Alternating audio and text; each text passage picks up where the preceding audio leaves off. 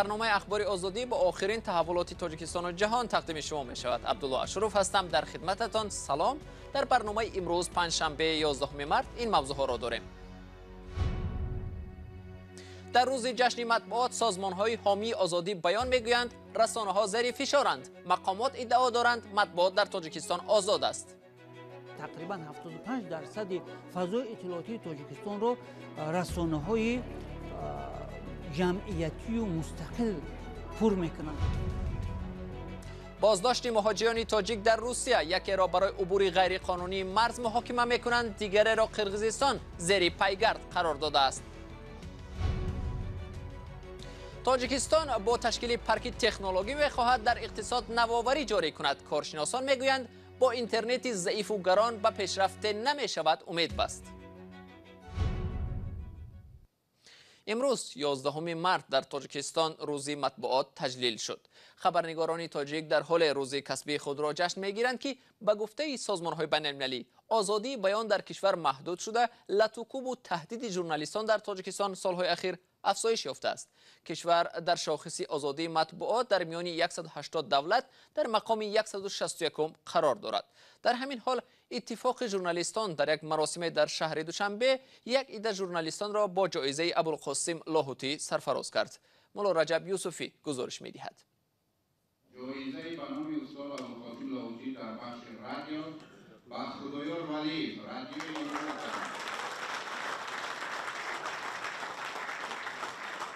مسئولین اتفاق ژورنالیستان تاجیکستان گفتند امسال 6 نفر از روزنامه‌نگاران تاجیک برنده جایزه به نام ابوالقاسم لاهوتی شدند. اینها خدایار ولیف از رادیوی امروز، محمد رجب حنفیه از تلویزیون تاجیکستان، نائلشاه نورعلیف از هفته‌نامه آموزگار، حق نظر کریمزاده از مرام پایتخت، تقای مراد نورعلیف از روزنامه شهریار و پوبلیسیست عبدالواحد عائف هستند. مراسم تشکیل کرده وزارت فرهنگ در تالار در کتابخانه ملی برگزار شد. تقریبا 80% از وقت جدا شده به سپاریدن جایزه ها بخشیده شد. تحلیل و بررسی وضع مطبوعات و آزادی بیان در کشور تقریبا در این نشست صدا نداد. افراد برآمد کننده هم که اکثرا نمایندگان مقامات بودند، اساساً از موفقیت های مطبوعات کشور می گفتند. هرچند تحلیلگران میگویند سال 2020 از مشکل ترین سالها برای رسانه ها در تاجیکستان بود.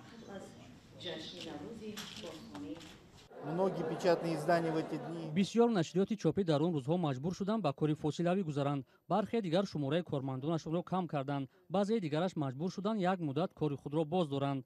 بعضی از نشریات هفته‌ایانه در یک ماه 2 مرتبه نشر شدند و خلاص. همه این به ژورنالیستیکای تاجیک تاثیر منفی گذاشت.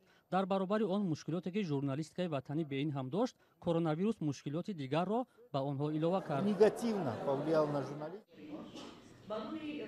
سازمان‌های حامی حقوق بارها حکومت تاجیکستان را برای محدودیت آزادی بیان تنقید کردند، از جمله برای تغییرات به قانون که برای اخبار غلط درباره کرونا ویروس جریمه تعیین می‌کرد، اما مقامات تاجیکستان به این گفته‌ها راضی نیستند. یعنی زمینه حقوقی برای بردن فعالیت ژورنالیستی، دسترسی به اطلاعات در تاجیکستان وجود دارد. یعنی فراهم آورده شده است و بخش اعظم بیشتر از تقریبا 75% فضای اطلاعاتی تاجیکستان را رسانه‌های جمعیتی و مستقل پر میکنند. تا زمان کسب استقلالیت تاجیکستان، روزنامه‌نگاران کشور 5 می روز نشر روزنامه پراودا را چون عید کسبی خود تجلیل می‌کردند، اما در سال 1994 با پیشنهاد محقق شناخته تاجیک پیوند گلمرادزاده روز مطبوعات تاجیک 11 مارس مقرر شد. این سنه از چاپ نخستین شماره نشریه تاجیک بخارای شریف گرفته شده است. بخارای شریف بار اول 12 مارس سال 1912 چاپ شده بود. گزارش همکارم مولا رجب یوسفی را درباره تجلیل از روز مطبوعات تاجیک در شهر دوشنبه با هم دیدیم. در ضمن خود او همراه با همکار دیگری ما شهلای عبدالله هفته پیش هنگام اجرای وظیفه کسبی خود مورد ضربالت قرار گرفت. آنها درباره بالاروی نرخ سوزشواری گزارش تهیه می‌کردند. مولا رجب، برخی از بینندگان می‌پرسند احوال شما و شهلا حالا چگونه است؟ تشکر عبدالله، ما خوبیم و دارو میگیرم و طبابت گرفته ایستادم. البته بسیار ناخوشایند بود که در جامعه ما نسبت کار ژورنالیستان چنین به احترامی و زورگویی و دستبرداری روی میدهد. باید گفت که این نقطه اوج چنین مناسبت ها است، چون پیشتر نیز ناپسندی نسبت ژورنالیستان و خودداری از پیشنهاد اطلاع کم روی نداده بود و من امید دارم که به این قضیه رسیدگی جدی شود، گناهکار جزای سزاوار بگیرد تا برای دیگران درس عبرت شود. آیا مقامات درباره تفتیش قضیه شما معلومات دادند؟ در حال حاضر چیزی نوی نگفتند. همان روز حادثه یعنی 4 مارس ما را به اداره شعبه کارهای داخلی ناحیه سینا یکی دوشنبه دعوت کردند و درباره حادثه بیانات گرفتند و همه جزئیات حادثه را به ماموران پلیس گفتیم. خب یک روز بعدش هم نتیجه های تشخیص پزشکان را به اداره پلیس برده سپردیم. از آن روز به بعد تا حال به من زنگ نزدند و راستی دقیق نمیدونم که حالا تفتیشات در کدام سطح رفته ایستاده است.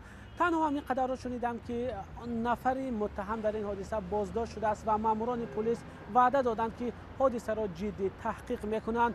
خب این حادثه از سوی سازمان‌های حامی حقوق محکوم شد و البته این چیز در حسابات‌های آنها ذکر می شود و به آبروی بین المللی تاجیکستان به تاثیر نخواهد ماند. به نظرم چنین واقعه ها نتیجه همان معرکه های بدنام کننده هست که علیه رسانه های مستقل به خصوص رادیوی آزادی راه اندازی شده بود.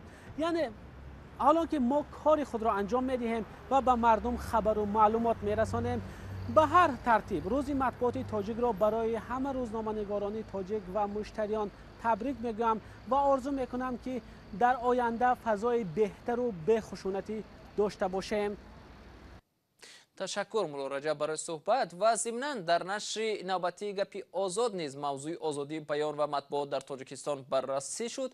حالا بیننده ارجمند یک پارچه از این صحبت را پیشکش شما میکنیم و شکل کامل این برنامه را روز شنبه در صحیفه آزادی ویدیو میتوانید تماشا کنید. در جمهوری تاجیکستان آزادی بیان هست و اون کس وقتی که اندیشه‌های خودشون بیان میکنن موردی تعقیب قرار نمیگیرن. این چیزا منم خوندم. نمیتونم دقیق 100% به شما گویم که نه یگان مانع وجود نداشت از جانب مقامات یا این خیل نیست. میدونم که ژورنالیستان نمیتونن آزاد گپ زدن. بعضی وقت می‌نویسن بعضی وقت نه دکتر جان. ما یک دو بار پرسومانی سفینه گرفتی چی تلویزیون بند نداد. در اروپا نیز بحث ها همیگونه رفته ایستادن که مطبوعات اروپا نیز آزاد نیست. خواننده ها آنلاین سوال دادن، همه میپرسید که آیا نماز میخوانی؟ چرا ریش نمیمونی؟ میفهمید؟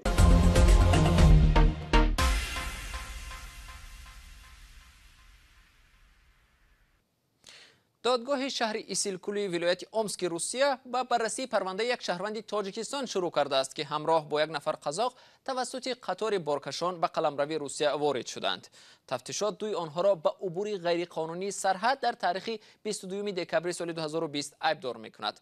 آنها از قزاقستان به قطار بارکشان نامعلوم سوار شده خود را به ولایت اومسک روسیه رسانیدند، ولی از سوی کارمندان انتظامی بازداشت شدند. مقامات نام شهروند تاجیکستان را افشا نمی کنند، اما به او تا 6 سال زندان تهدید می کند. ضمناً این تنها مورد بازداشت شهروند تاجیکستان در روسیه نیست. امروز مقامات انتظامی در شهر نوسیبیرسک یک ساکنی جماعت واروخی ناحیه اسفرای تاجیکستان را بازداشت و بازپرسی کردند که قرقیزستان او را زیر پیگرد قرار داده است. همکارم میرزانبی خالقزاد این موضوع را پیگیری داشت و حالا با ما در استودیو است. شخصیت شهروند تاجیکستان آیا معلوم است و چرا زیر پیگرد قرار گرفته است میرزانبی؟ بله عبدالله، این نفر دلاور جورایف نام دارد، ساکن جماعتی همون طوری که شما گفتید واروخ اسفرای یعنی هممرز با قرقیزستان است. خود دلاور جورایف در صحبت تلفنی با رادیو آزادی گفت که امروز به شعبه مهاجرت شعبه کارهای داخلی ناحیه لینسکی نوسیبیرسک برای حجت‌هایش رفت، اما یک گروه کارمندان انتظامی طبق آگاهینامه ریاست کارهای داخلی بادکند قرقیزستان او را بازداشت کرده و به اداره پلیس بردند.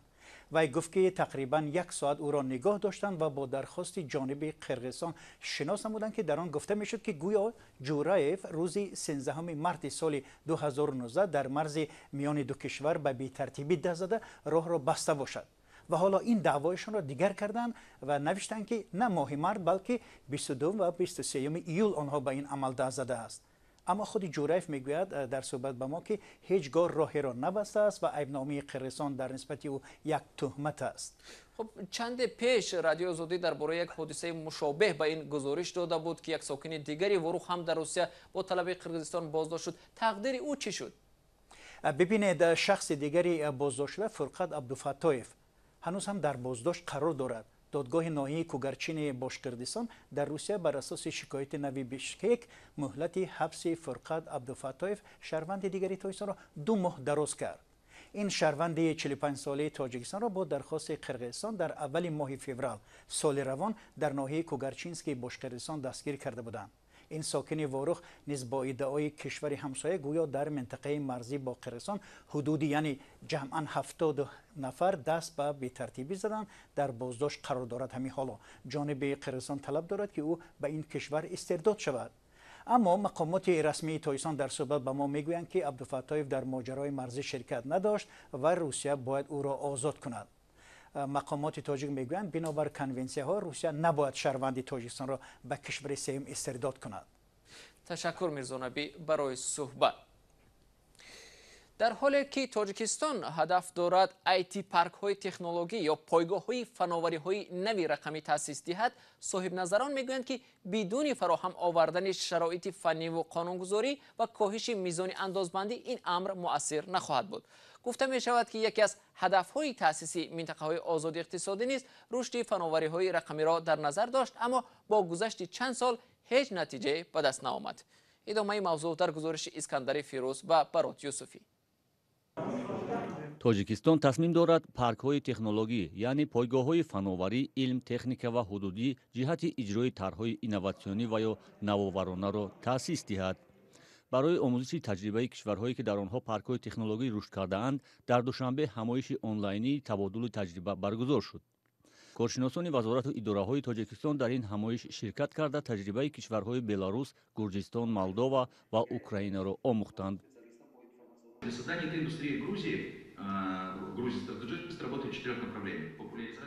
برای در گرجستان بنیاد کردن صنعت تکنولوژی‌های اینوواسیونی ما در 4 سمت کار می‌کنیم. اینها معرفی فراتر فناوری‌های اینوواسیونی، آموزش تکنولوژی‌های اینوواسیونی، تأسیس اکوسیستم و جلب سرمایه نوی مستقیم خارجی برای رشد تکنولوژی‌های نوآورانه. در گرجستان برای رشد پارک یا پایگاه‌های تکنولوژی پرداخت انداز از این بخش از 20 تا 5% کم کرده شده است. مقامات تاجیک میگویند این تجربه گرجستان را برای تأسیس و رشد پایگاه‌های تکنولوژی مورد بررسی قرار می‌دهند. در سمت بنیاد پایگاه یا پارک‌های تکنولوژی سرعت اینترنت و حضور شرکت‌های فراهمساز اینترنت حل کننده است. اما کارشناسان میگویند فعلا سرعت اینترنت در تاجیکستان سست است که یک مشکل اساسی رشد پایگاه‌های تکنولوژی دانسته می‌شود.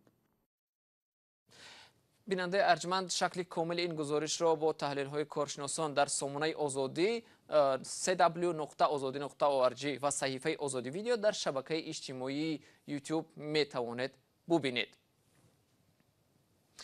بر اثر فرآمدن ترمه در ناحیه عینی ولایت سوخت 3 نفر جان خود را از دست دادند. به اطلاع کمیته حالت‌های فوق‌العاده تاجیکستان حادثه شام 10 مارس در موضع کومرغ بالا نزدیکی کوآپراتسیا 19 کارخانه مشترک تاجیکستان و چین رخ داده است. منبع میگوید در نتیجه 3 کارمند تشکیلات خورسند مراد خلیفه 51 ساله از ناحیه عینی، محیدین بدلوی 40 ساله و محریدین حسنوی 33 ساله هر دو از ناحیه شهر نو در زیر ترمه مانده هلاک شدند. مسئولان کمیته گفتند جسد فوتیدگان را با یاری کارمندان کارخانه مشترک تاجیکستان و چین از زیر ترمه برون آوردند.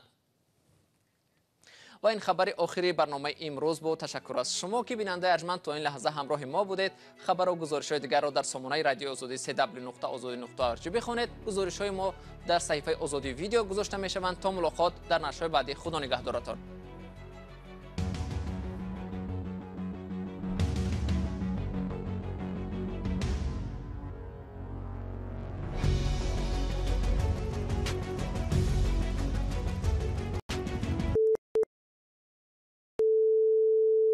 This is Radio Free Europe, Radio Liberty, Praha.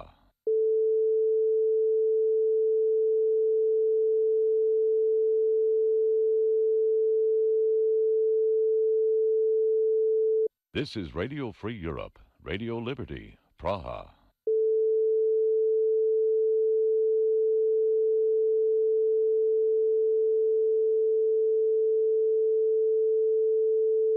This